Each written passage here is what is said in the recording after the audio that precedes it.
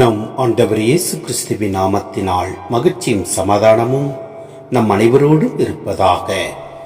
ரோமையர் 9:29-33 முடிய.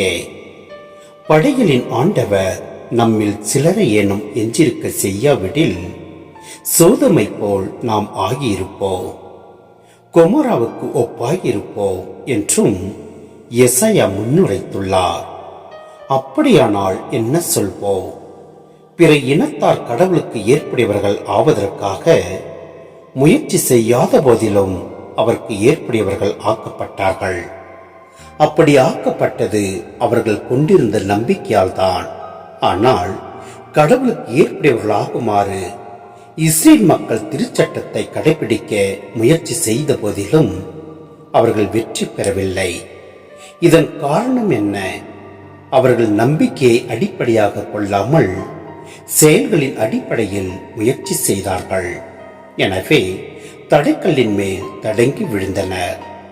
இதை பற்றியே இதோ தடங்கி விழ செய்யும் கற்பாறையையும் இடர செய்யும் கல்லையும் சீயோனில் வைக்கிறேன், அதன் மேல் நம்பிக்கை கொண்டோர் வெட்கத்திற்குள்ளாக மாட்டார் என்று மறைநூலில் எழுதியுள்ளது. ஒரு மறைப்பொருள், கடவுள் யார் யாருக்கு இயேசுவிடம் வருவதற்கு அழைப்பு கொடுக்கிறாரோ அவர்கள் மட்டும்தான் அவரிடம் வந்து சேர்வர்.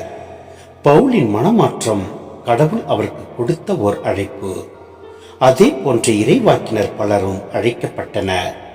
இதை பழைய ஏற்பாட்டு பின்னணியிலிருந்து எடுத்துக்காட்டு மூலம் பவுல் விளக்குகிறார்.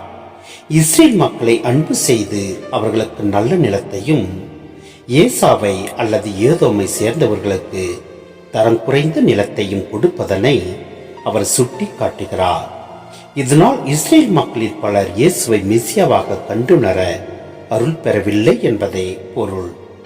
இயேசுவை அறிவதும் ஆழ உறவினை ஏற்படுத்துவதும் கடவுள் தாம் விரும்புவோருக்கு கொடுக்கும் அருள். அதே நேரத்தில் பிறருக்கு வேறு விதமான அருளை கொடுத்து இயேசு மூலமாகவே அவர்களும் மீட்படையும் வழிவகையை அவர் செய்து கொடுக்கிறார். ஏனெனில் கடவுள் ஒருவரே. எனவே நம் ஆண்டவரில் நம்பிக்கையை வைத்து செயல்படுவோம். எல்லாம் வல்ல இறைவன் நம்மை நிறைவாய் ஆசீர்வதிப்பார். ஆமேன்.